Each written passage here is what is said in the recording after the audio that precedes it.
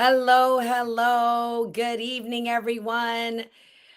Doing a little impromptu late night live, and I'm introducing Chuck Bastie. He is a collaborator and member on my team that has really introduced me to a unique program, process, methodology.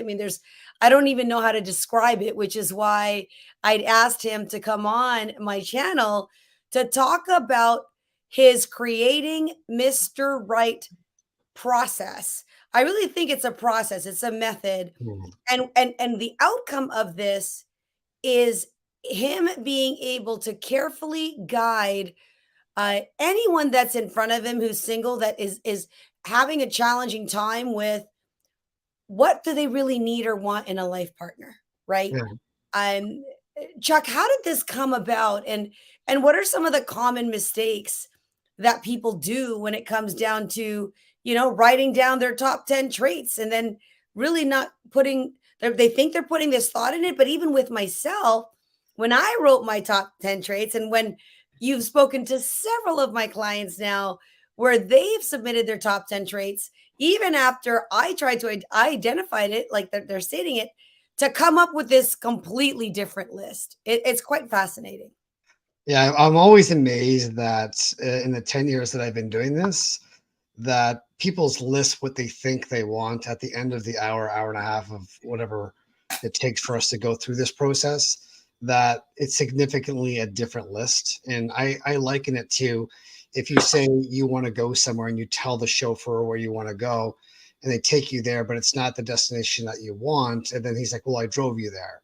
So it's kind of like, unless the person knows exactly what they're looking for, um, you could be the greatest matchmaker in the world. But if I give you the list of the 10 that I think that I want, and you give me that person, and I'm still left feeling that that's not the person for me, that's on me. That's not on you, the matchmaker, because you've done the perfect job and find that person. But I got to start with me to figure out what I truly, and nobody's asked us this as kids or in high school or growing up, and this changes throughout our lives. But nobody asks you what is it that you want in a partner. It's just never happened.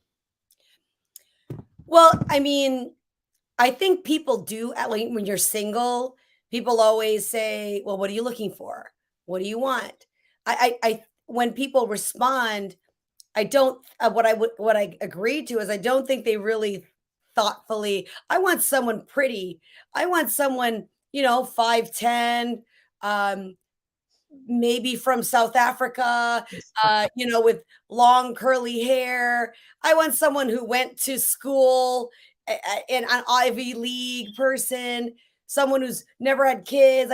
They talk about it's interesting what people write down and then what they think is imperative or important, and then once again who and what they end up with. Yeah. I where did this come from to begin with? Yeah, that's a And great maybe question. share with people your actual background and what qualifies you to even know this stuff, right? Well, the only reason what anything qualifies me to do this is because this isn't my opinion. I had to research this. 10 years ago, I started to write a book called Men Don't Get It. And my girlfriend at the time was always telling me that I didn't get it. And I would just say, well, tell me what's the it? Like, quantify it for me. Tell me what it is. Because I want to be a better partner. Like, I actually want to be, but I don't know what I don't get until you actually show it to me in my blind spot. Then I can't be a better partner for you. And she couldn't quantify it. So I just got smart and I went down to Union Station in Toronto and I went at rush hour and I just smartly and I had a clipboard and I just went up to women randomly and just, excuse me, while you're waiting for the GO train, can I ask you a question? What is the it for you that men don't get? And I did that for about a year and I interviewed over 2,000 women in that process for the content of that book because my opinion was exactly the opposite side of what I found out. So I truly did not get it. And then what I quickly realized with that is that women didn't know themselves what they wanted. And I noticed that there was a big trait there. And if you could find out what it was that women didn't know in their blind spot, because we had one as males, what was it for women? And then when I found out that, what the blind spot was for women, Then I created the program called Creating Mr. Right.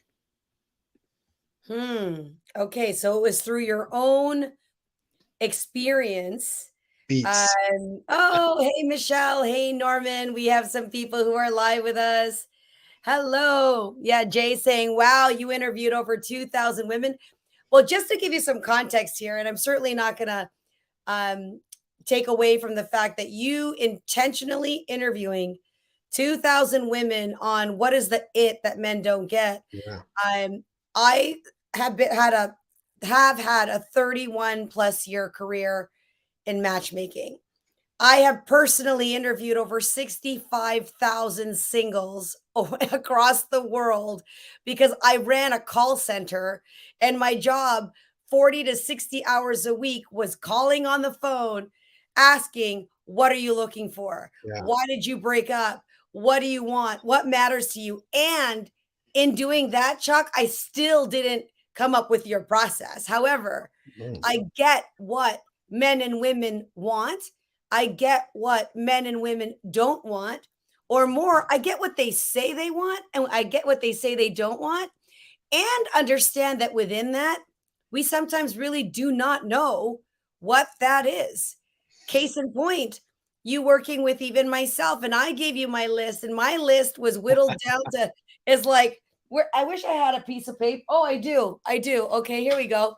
You see that list right there? Yeah, let's just do this. Let's just do that to that list. That's about right. Yeah. Oh my God. Because that's what you used to be looking for, and that's what your brain has been trained for so many years to think that that's what you want. But it takes a little clarification. So I don't make your list, right? So all I do is I clarify what you think your list is, and I just ask them questions. I'm like, can you clarify that for me? Can you help me understand what that means? Why is it that you need that? And what I truly find is when they're pressed on that, and this goes for males and females, this goes for gay or straight, it doesn't have, a specific one side. It's a one size fits all.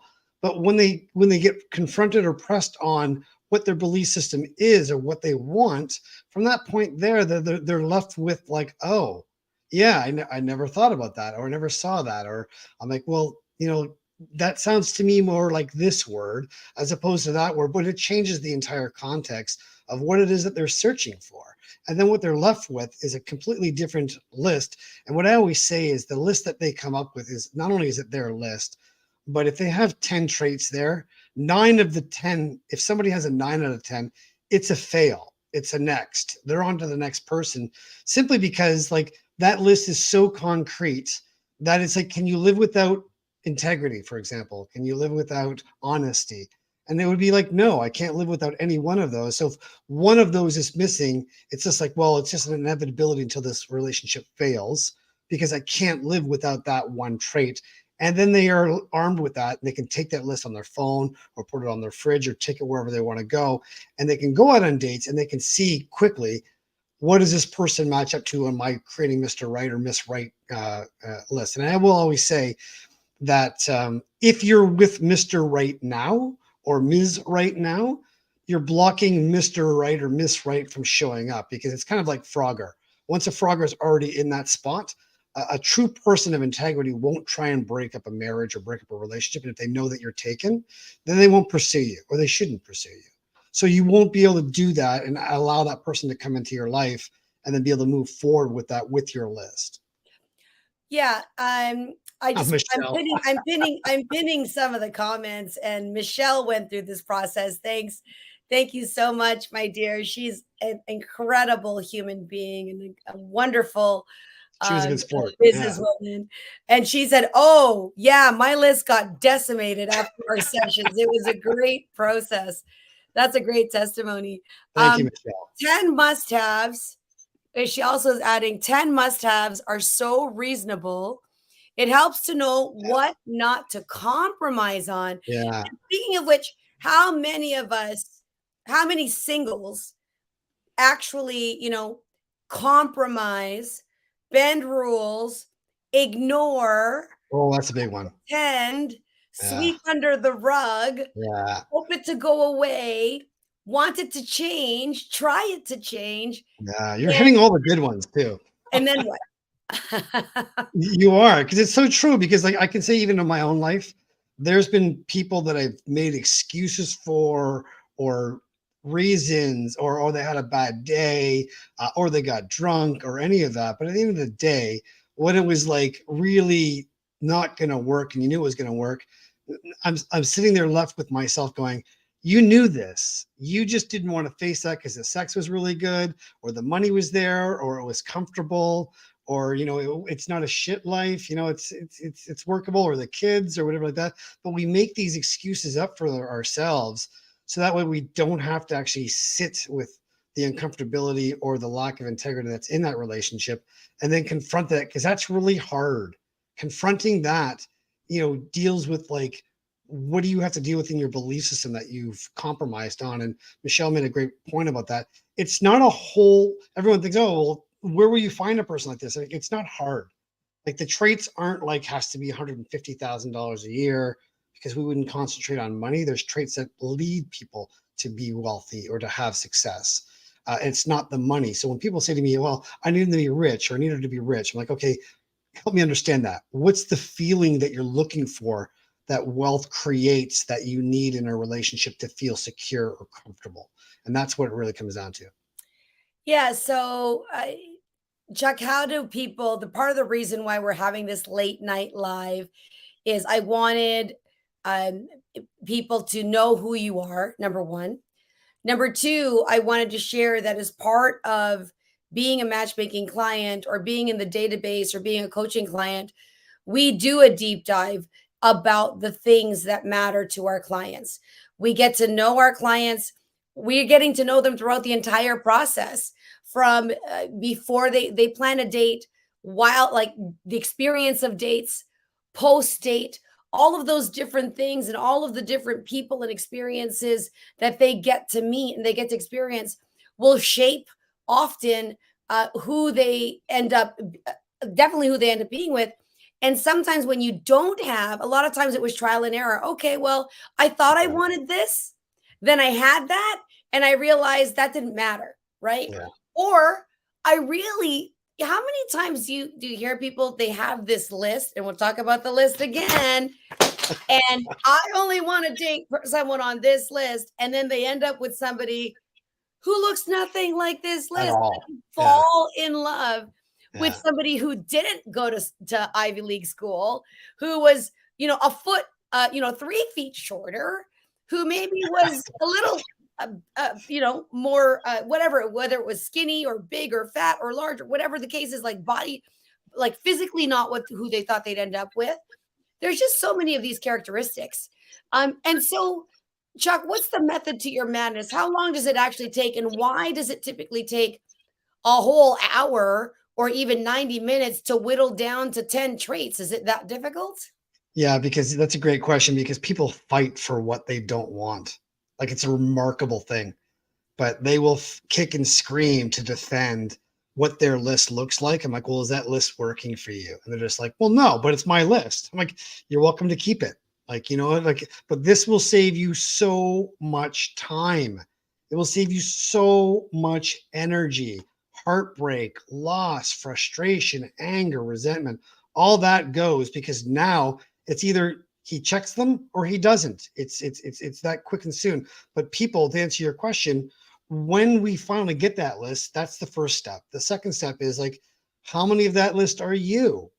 And then you're just like, well, I've got my 10, but I'm only 8 of the 10 on my list. And I'm like, well, do you think Mr. Right's going to find you? Like, no, because you're not on his list, right? Right. And the third thing is, where do you find people like this? Because Well, they don't hang out at bars. exactly. Jay said something funny, 3 feet shorter. Yeah. Talk about falling short of expectations. Well, here's the thing, Jay. I'm 5'3", okay? Or maybe 5'2.5", 5'3". And let's say, and how many women have I interviewed across from me that are 5'3", 5'2", and they're like, he has to be 6'2". Like Yeah. he has to be 6'2". And they fall in love and get married with somebody who's 5'8". Like that's even less than, I more think than people, in short. my experience, when if women tell me this, they're not looking for 6'2". They're looking for confidence. They're looking for feeling safe in his arms. They're looking for a guy who projects power, or a guy who makes them feel a certain way. And 6'2" has just looked at their entire life since they've been in their 20s as a guy who has it all together, who's an athlete, commands the room, has confidence, has swag, has swagger, charisma, all these things. But you can be 6'2" and not have any of those. But a guy who's 5'8" like me, if he's got a little bit of charisma, has attraction, and then you're just like, well, there's something about this guy that I just really, really like. And on that point, I'll say the biggest difference that I've also found in this is there's a difference between chemistry and attraction. And I actually say this in the Creating Mr. Right program. If you have chemistry with somebody, and what chemistry looks like is like you get butterflies in your stomach when you get these text messages, you're always chasing the person. There's a real lack of what's going on in your life that this is creating this response in you.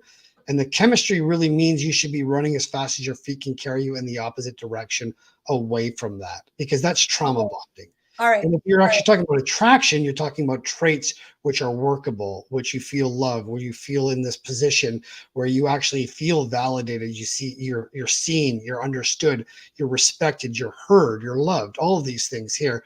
But chemistry, you're chasing shadows. Okay, on that point, and I'm hearing, let's say a primary example. How many men and women are probably going to put on their chemistry, right? To your point, they're saying chemistry. Gotta have Now, chemistry. now, now, can it be? It's like not that you argue that chemistry isn't important, because at the end of the day, chemistry really means something else, right? Potentially something else. Now, Yeah, if I said I want attraction, right? yeah, And attraction's important to me. Now, perhaps that attraction can be whittled down to it ends up looking like, no, I want security, hmm, because what they were attracted to based on, because not attraction for me may be security. Attraction for someone else might mean stability, yeah, right? Attraction for someone else might mean love, because I'm really attracted to someone who makes me feel loved. yes, I'm really attracted to someone who has this, style. Like, how many times do people say, I want someone stylish? Now, yeah. what does style, let's say that. Let's say that I was a client, your client in front of you. Oh, I really want somebody who knows how to dress. Like, they just got to have that swagger. What do you say about that?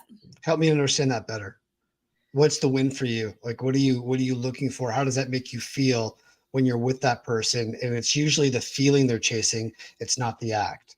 So it's not Okay. that they have to dress. So, Well, so let, for let, let, example, let me go down that road. yeah, sure. I and we're doing that. I'm doing this for the sake of having someone understand that stylish does come up on people's lists. Yeah, I'm, of I'm not course. giving you traits that Yeah, are not on someone's list. Okay, well, what that means is he takes care of his appearance, and yeah, it's important to him that that he's viewed a certain way, because I don't want somebody that's schleppy, sloppy, doesn't has bad style it or bad counts. taste. Yeah. Let's say that's my response to you. Yeah. So my response to that would be, okay, cool. So what it sounds like to me is you're looking at someone who has these traits and they're like, polished, put together, takes care of themselves, is well groomed, make sure that they're present with their breath or how they appear. And I'm like, well, that sounds like to me like that's someone who's got good health. So what you're looking for someone who's healthy. Because if somebody was healthy, they would have those traits. And that's a Right. totally different trait than stylish.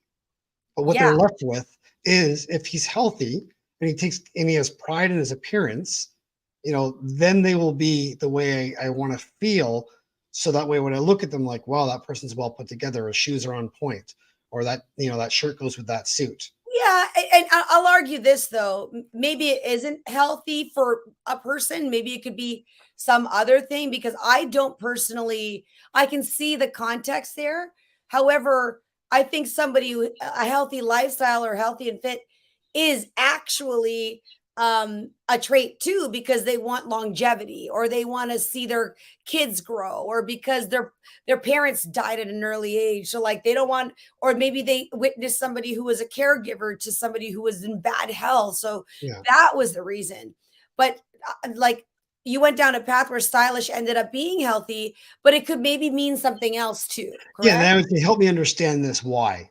And then they Okay. would go down that road, and I would just say, "Okay, sounds to me like this." So I gave that as an example. Probably wasn't a Yeah. great example. So if you say stylish, help me understand stylish, they'll say, "Oh, okay, well, I want this person to actually be on point. How like the dress makes the suit makes the man." Okay, cool. So But what's that? it could end up being confidence, right? It could end This, up being this is where confidence. I'm going with this. Yeah, so it sounds to me like you want confidence. And it just Yes. sounds like it looks like as you're a visual person, and visual for you is your love language. And then from that point there, boom. Okay, yeah, oh yeah, that makes sense. So if he was confident, so Yes. then what I always find is that you're gonna have a lot of 10 or 15 traits. And when they're all enmeshed in the feeling or what they want as an experience in Yep. the attraction, then that list goes down to like you get three or four that are the same word. And now I've given you Yeah. four or five more bonus traits that you have. So let's create five more traits for you because now I'm a genie. You rub my bottle, I come out, and you ask me for five more wishes. You get five more bonus wishes. What would you ask for? And then we go down that road. So Chuck, let me ask you, when you and I both know what is a surface trait versus an actual character or value or, and it's not necessarily based on morality, right? Like there are certain things that you and I both know that singles will ask for that make no difference in their long-term happiness. That is not like a real value or really important. So, is there, because there's hundreds of traits Yeah. and there's hundreds of adjectives to describe traits and there's synonyms to traits. Do you have a certain actual number and or um, number of like words or traits or values that you accept as okay, that's a good trait that Yeah. makes sense, right? Versus like stylish and lustful or as we said, I want someone who's good looking. Well, what the Yeah, hell when is we good when we looking? start the traits, they will send them to me through email or whatever, and then I'll have a quick look at the list and say, okay, well, I can just see right now, having done this for 10 years, that this is going to be make sure they present with their breath. This Jay guy's a funny guy. Good for you, Jay. You get one of these, Jay. You get Yeah, one of yeah, these. thanks for being here, Jay. Oh, he needs to be on all the lives, I But swear. I'll look at the list and I'll see that there's three or four that are going to stay. Yeah. So, like, I won't say what the words are, but Yeah. there's Yeah. probably three or four that Okay. are obviously, as soon as they say those, I don't mess with those. I'm just like, yeah, Right. those are acceptable, right? Yeah, like that makes, Mm, yeah, that Yeah, makes can you help total. me understand these words over here? And then we can refine your list down and get you down to a solid five or six, and then give you three more that you haven't thought about. And you know what? One of the biggest ones that comes out is sexuality. And there's a lot of people that have a top 10 list right away. And I just say, okay, great. So if there's no sex, you get yourself a really good roommate. This would be a bestie. And like if you want to watch football during the fall time and then transition to hockey and then basketball season, Well, what if you've got, they you've got a great partner here. But what about sex? What about like physical touch? What about intimacy? Any of these things, and you'd be amazed at how many people are going, "Oh, yeah, I never thought. Yeah, right, good one. Yeah, Okay, well, I will share with you that the feedback I've received from the clients that Chuck has spent the time with to really identify and isolate has been invaluable for them, and it's been incredible for me to have that insight. And so the reason we're doing this late night live is that I've more and more of my clients have been raving about the results, and normally Chuck does not offer this opportunity to to just anybody because he's busy with his clients, my clients, and working with other people in this space to really fine tune what they want. But this is a craft, something he's been doing for 10 years. I've been in the dating space for over 30 years. And so I am a fan of this process and I've seen it work and I've done it myself. And it's been always an eye-opening and learning experience. So if you would like to have your own session or you're interested in the session, the retail value of this session is 300 US because Chuck works with clients and my clients internationally. I have a number of clients across North America. And so that's their pricing to spend an hour to an hour and a half. Chuck is extremely generous. You can work on your list. You go through every trait. You get some invaluable insight. And so, if you'd like to participate, you can either send me a DM on Instagram at Carmelia Ray. You can go straight to my website, carmeliaray.com. There's a contact form, and you can say you're interested in the Creating Mr. Right program and creating Mrs. Right. This works remarkably for women as well. Look, Michelle is saying 100%. She has done it. I cannot tell you that. I mean, I would love for her to be on here. We will probably, I think a good value next time is to definitely have Michelle on the call, or any of the other clients that I've had and I've worked with that are willing to go through that. And you do not have to be a matchmaking client to discover yourself. You do not have to even be single to know what you're looking That's a for, what great you point. value Yeah. in a partner. Because here's the thing, a lot of people are with people that are not on their list. Too And many people are with so, people that too are not many on their people. list. This probably works better for married couples. If you're courageous enough to confront that you're not with the person that you want to be with, and you're just like, you're realizing that, and this just confirms it, and then you can quantify it by saying, that person is missing three of the non-negotiables on my list. Why am I here? Life is too short. Everybody now, I think, has choices. And it's not like, in my generation, I'm 51. So, my mother needed my father for a paycheck. My dad was in the army, and we asked my mother to leave my father for years. And she just said, well, we can't afford it. We need him because, like, I don't have a job. And that was a huge difference. These days, most women in North America are all educated. They all have careers. They don't need men to be providers and protectors for them anymore. What they do need is they need better communicators. They need better partners, people that are companions, lovers. These are the things that we as men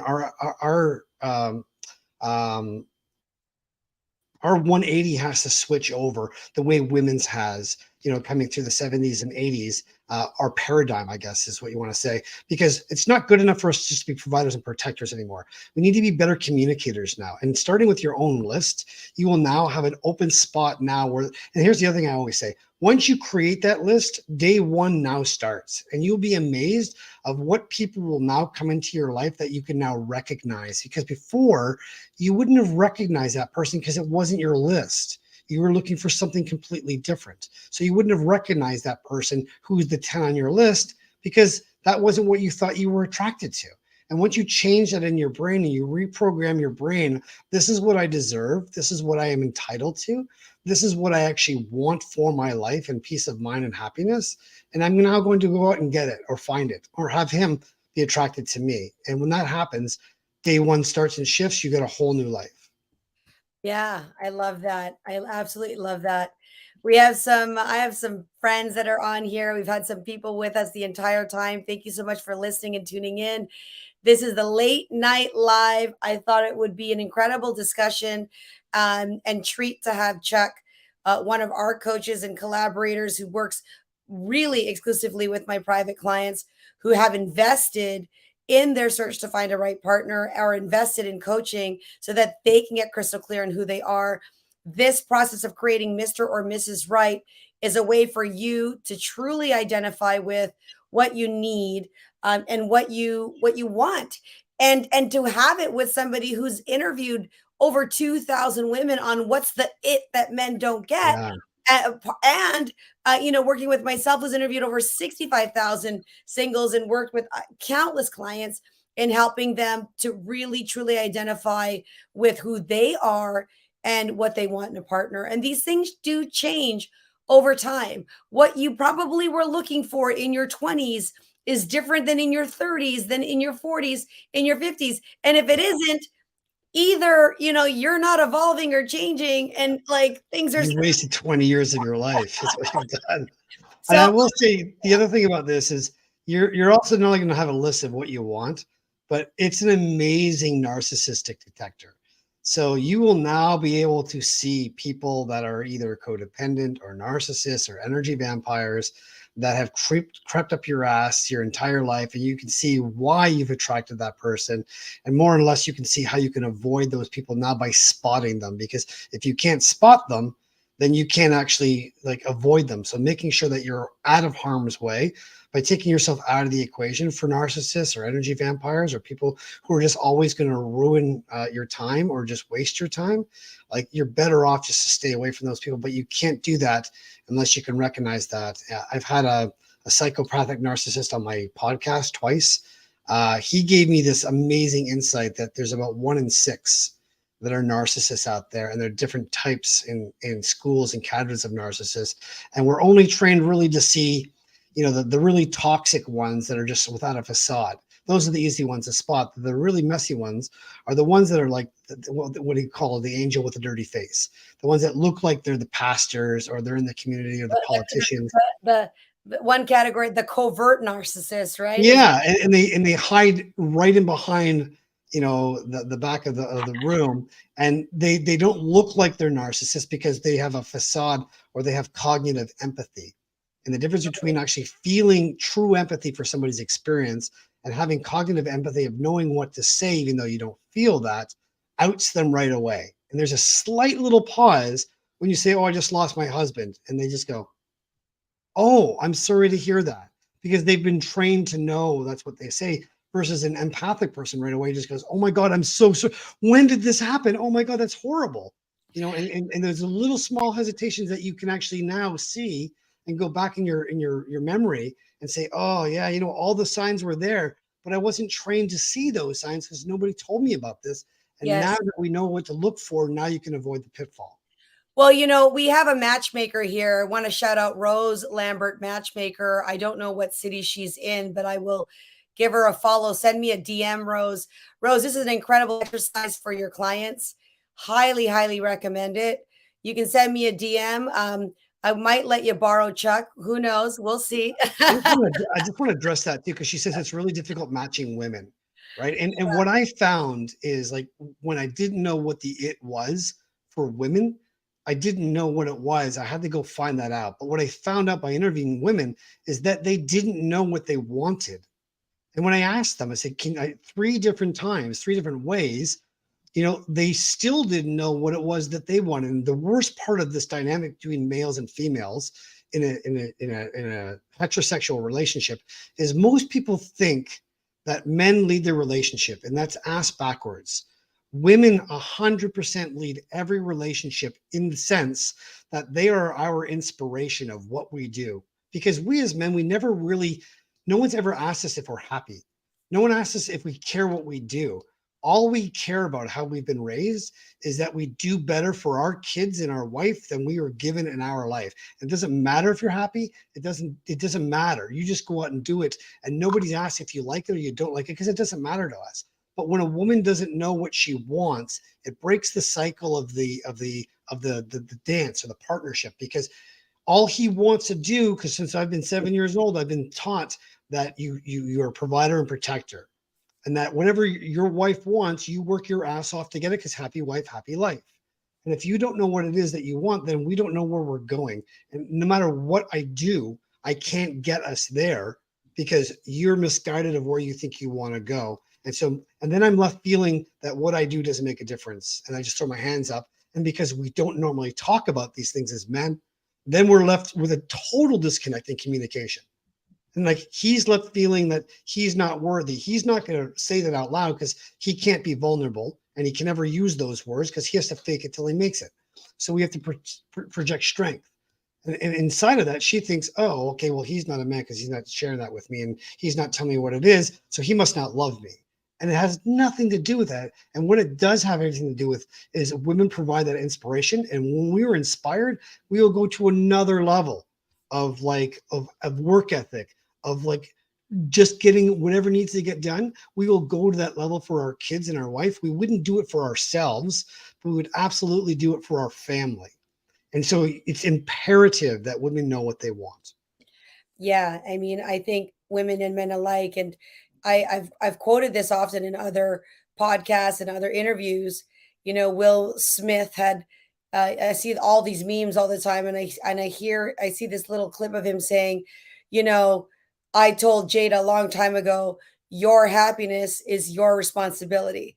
It's not, Yeah, and part of a lot of people's unhappiness is either settling and being with the wrong person because what was on their list wasn't what they needed.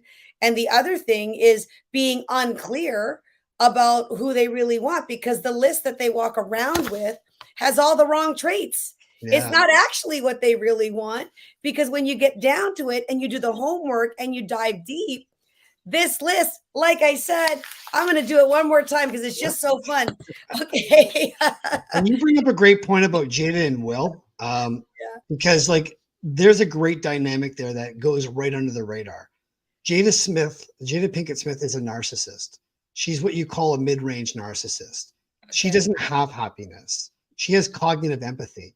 And Will Smith is a codependent because of all the trauma and what he's gone through with his father. So the dynamic there works because she is always inspiring him to be better. And he feels like he's just never going to be good enough. Like, how many Golden Globes or Oscars does that man need to win, or how many millions of dollars before he feels worthy enough? Because he doesn't. He's always, always, always cured for more, but he gets an inspiration from Jada. Now, what happened when Jada took away that inspiration?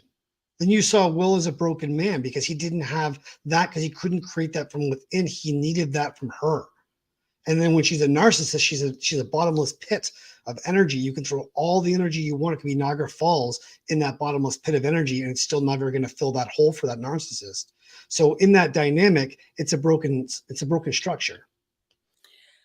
Very interesting point of view. Very interesting point of view. I really think that, more people need to have access to people like myself, to people like yourself, to need to be aware that, maybe who you think you're looking for or what you were taught and what you believe and the people you're listening to and getting this information from is not really who you want and need. And I'm saying this from the fact that, I've had a long time career in matchmaking. Chuck, you've been working with singles for many, many years, including the fact that you've literally written the book on Men Don't Get It We with don't. extrapolate, like I didn't get Yeah. shit, right? Like he's not coming here saying, I know everything. He literally said, I didn't know anything and I didn't No. know how to get that answer. So he took the time to do that. They say an expert is somebody who has spent 10,000 hours in their craft. I think we can multiply that by, 10,000 based on the amount of experience we had. So thank you for being with us. I wanted this to be a short conversation, but it ended up being quite long. Clearly, there's a lot of people that are interested in this. We welcome you to take advantage of, Chuck's generosity, being able to offer this to those who've never heard of it. He has exclusively been working with my private clients, high level entrepreneurs, successful singles who are looking for love, who want to be very clear about what they want, who are establishing strong values, strong boundaries. And now it's an easy choice. If they meet somebody and those traits aren't on there, you've done the work. Yeah. If you're choosing to bash your head on the wall and ignore this list, that's on you That's now. on you. Right? Yeah, That is exactly. on you. Because It's if on you, you come girl. to me or I come to you, even as a matchmaker, it's on me. I can't even refer you Yeah. to someone who doesn't. That makes it's like it's a great thing. But now I have a recipe. Your friends have a recipe. You can share that list and say, "Hey, I did the work. If you want to know who I want, he's got to have these values." He Yeah. or she has to have these values. Last question, Chuck. How many of the traits on that piece of paper must they have? Must they have all those 10 things? Is there, or what if they have 8 out of 10, 7 out of 10? Is it a recipe for disaster? Can you just last note to expand on that before we sign off? Yeah, so it's you asking a really great question. It's part of the exercise, so I don't want to give it totally away. Okay. But like it's amazing what people will fight for on that list. And then when I just say, okay, well now you're at 10, I need you to lose nine. And they're just like, or I need you to lose one to get to nine. And we go down the list systematically. Can you lose this? Can you lose that? And they come back and they're like, no, I'm not losing any of it. I need all of these things. I'm like, okay, so look at that list and then tell me your best relationship. I did this with you. Tell me your best relationship and how many they had. And you're like, seven. I'm like, so why is it that you were fighting me for one trait on this one, but you went with your best relationship and they were missing three? Explain that to me like I'm a 4-year old. And then just listen to crickets. And then they're just like, oh yeah, I don't know. Okay. I was So drinking then. I was in school. Like they come okay. up with all these reasons. I had Uh, rose-colored the sex was yeah, phenomenal. I had yeah. And rose-colored they just glasses. they make it up. Yeah. But that's So what it so is. It's like really, they will fight the hard. point of the list is to make sure that you're crystal clear on what you want and that they're all deal breakers. If they They're don't all deal have those, breakers. they're all deal breakers. They're And all again, deal breakers for that person individually, what they right, create. So like, and Michelle just keeps like throwing us, accolades. Michelle, thank you so much thanks, Mich for, and honestly, Michelle, I'll say was really interested in knowing for herself, and she has got a growth mindset as well. So I'll say when it comes down to that, if you have a growth mindset and you actually really want answers to really confronting questions, this is for you. If you don't want to do that work, this is probably not going to be for you. It's definitely not going to be for me. But at the same time, for the people there who actually really want to go out and sharing is caring, if you get this list and you're talking to your girlfriends or your buddies and you're talking about, wow, I just had a really great exercise, or finally, for the first time in my life, I was left with what I want in a partner. Would you guys want this experience too? Or would you girls want this experience too? And they're like, yeah, of course we would, because you want to see people having happiness. In a world without women that know what they want is not a workable world. Like it really falls upon women actually right now being able to lead. And their time is now. It's their time now is to lead and to break that paradigm of men being providers and protectors and really step into their power. love it. Love it. And thank you to all of our guests who've been with us the entire time.